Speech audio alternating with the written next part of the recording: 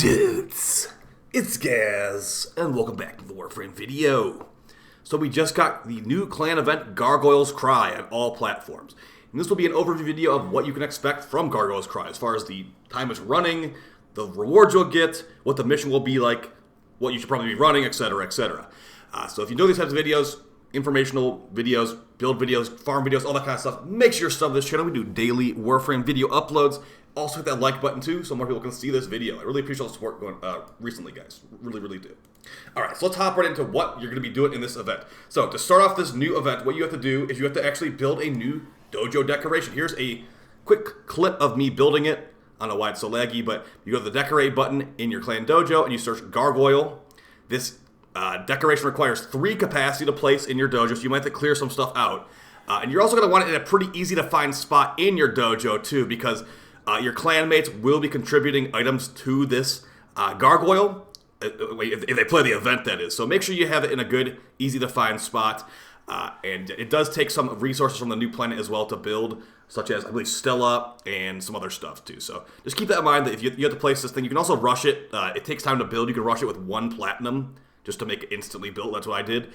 And yeah, it's not really exactly the best-looking thing. And this thing will also talk to you, too, so just be aware of that. This decoration does talk. But once you finish contributing to it and you finish building it, then you can start. You actually get special dialogue after that. But after you get that special dialogue, you can actually see what rewards are in this vendor, and that's going to be the rewards of this event. Well, some of the rewards of this event. So here's our gargoyle right here, and this will place in your clan. So you can either contribute. So these items right here will come from the missions we're doing. So I did one of them just to show how it works, and we'll have some footage of that in here. But yeah, there's 3 different types of these drops, and they're going to come from different types of bosses in the new tile set.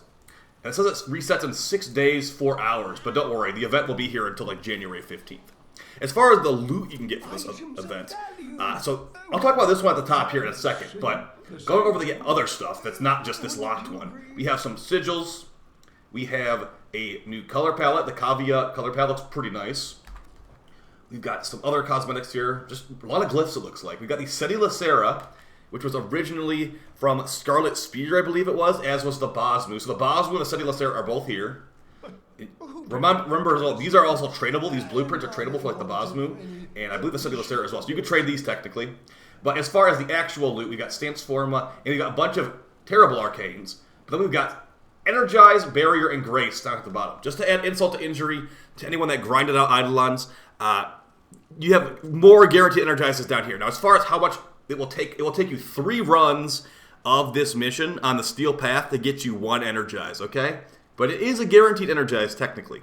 I did 1 run of this. It gave me 4 Grotesque Splinters. 1 Energize is 12 Splinters, so is Grace and Barrier, technically. So, yeah, every 3 runs, you will get a Energize. Now, let's go over what this event gameplay is like. And, spoiler, it's not exactly the most unique thing, but they did spice it up a little bit. So, the gameplay of this event is going to be the boss fight, the new boss fight, the Shattered one. Although, don't worry about it. It won't be 60 eyeballs like last time. This time, it's just the normal version. But as far as how the loot is distributed for this, you will get more of this new Grotesque Splinters item on the Steel Path version. Also, if you look at the screen, you might notice something. There is a Void Angel in this boss fight now. I believe if you have the Gargoyle installed in your clan. So that means, and by the way, I guess this Gargoyle, or this Void Angel does drop Molt Augmented and stuff. It actually drops the Molt Augmented in the footage. So that means if you go and find this Void Angel, which I think you have to, that's an Arcane from the Void Angel. From the actual boss fight that you kill in here, the Shattered one, that's an Arcane from them. And I believe the book should spawn here too, the Shattered Whisper, or whatever it's called. So that would be a total of 3 Arcanes just from the mission itself. Not counting in the splintered, the Grotesque Splinter, which would turn to an Energize every 3 runs. So, giving you a quick look at the loot I got from the end of this run, just spoiler, we got a Melee Retaliation from the boss, I got a Molt Augmented from the Void Angel, I got 2 Steel Essence, and I got 2 Curse of Seeing from killing the boss as well. Not to mention the Focus Radon, but who cares about that? So yes, this is probably one of the best Arcane farms of all time. You're getting Arcanes from, I think, 3 different planets, technically. You're getting Arcanes from Zeramon from the Void Angel, which spawns every time. And if you have a mod booster, it's a really high drop rate. You're getting Arcanes from the new planet, from the actual boss, and if you find the book. If you're doing Steel Path, the book might be pretty tanky, but hey, go for the full squad and mow it down. So yeah, two new Whispers Arcanes if you get the book and you do the boss, and then a Zeramon Arcane from the Angel, and then every three runs, you'll be getting an Energize too. So it's going to be so many Arcanes. It's going to be kind of ridiculous, actually. So, but at the same time, like this is if you've done this boss fight a lot already, you might already be bored of it. And the event is literally just the boss fight. There's a Void Angel. There's some new dialogue. Fibonacci has some new dialogue about the Void Angel.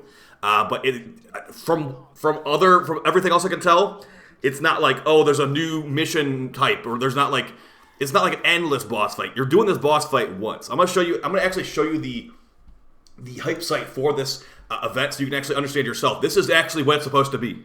Yes, just do the boss fight over and over and over again.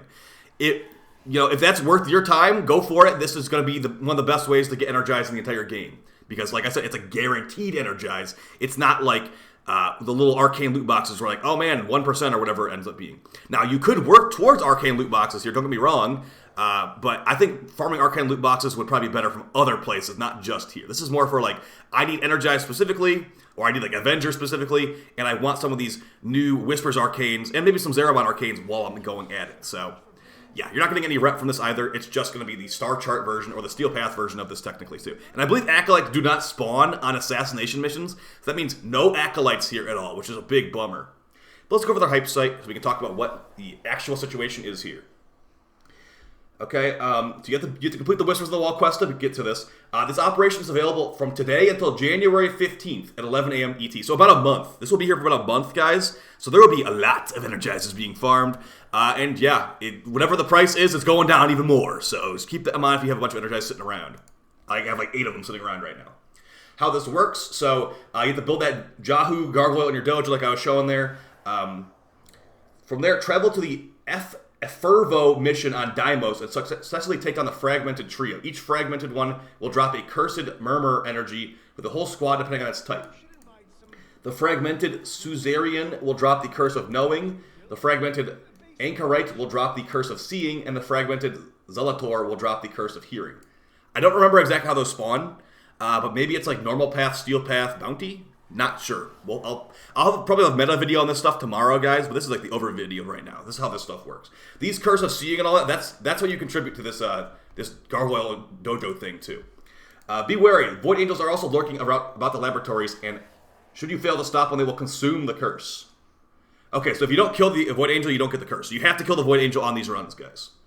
After the mission, return to the dojo to feed the curse to your Gargoyle, banking your progress towards the community reward, the Krios Signa. That item I said that was locked, we are working our way towards that. Contributing these curses gives us community progress towards the Signa for everybody. Once the goal is met, you'll be able to purchase the Signa until February 15th, 2024. So you'll have an entire month after the event ends to buy that Signa from the Gargoyle. The rewards are the stuff I showed. Whenever you defeat the fragmented trio, you'll acquire the Gargoyle Splinters. Trade these into the Grotesque Splinters. Trade these Grotesque Splinters with the Gargoyle in your dojo. Receive the Entrati stuff. Okay, color palette, blah, blah, blah, blah, blah. Clans can also earn trophies from their dojo by keeping the Gargoyle fully fed. For full details on the operation, rewards, and more, check out our official forums. So yeah, there's more information on there too. But as far as the overview site, that is what they got on there. Now, as far as is this worth your time, I think it really depends on you as a player. Do you have Energize already? Do you want to sell Energize or something? I mean, they're probably really cheap at this point. But yeah, do you want to be these Arcanes? Do you need Zeramon Arcanes? Do you need these new Arcanes, which probably a lot of people already have because they're so easy to farm? If this is worth it to you, then go for it. Do you want to also contribute to the clan event across the community? Do you want to be helping us unlock this new Signa? Then go for it. I'm just going to get a quick TLDR on this website too. So as far as clan tier stuff and placements, here's how you can place. The chart below annotates the amount of runs required to receive the necessary amount of curse to feed your Gargoyle fully. So for my clan, I think we're a 100-member clan? A Storm clan, I'm guessing. So we need, for the trophies, we need 30 of each curse. For the gold, we need 120 of each curse. So a decent amount of farming, it seems like. I don't know exactly how this works. I'll probably talk about this tomorrow if it's important enough. Okay, so yeah. Oh, okay. On the rare occasion when murmur fragments assemble themselves into a whole, the result is a monotonous and potent entity. It may manifest in 3 different forms. The fragment is Suzerain. Okay, so I guess it's just RNG which one appears. which fragmented boss variant appears is RNG, it seems like. So just keep grinding it. You'll get those curses. This is the signal we'll all get, so let's all work towards that together. And yeah, not exactly as in-depth as I was expecting and hoping for with this event. It's really just a mission we already had. Throw in a Void Angel and call it a day. But hey, you know what? If you do the Steel Path version, you do get double the amount of these Grotesque Splinters, or what they're called.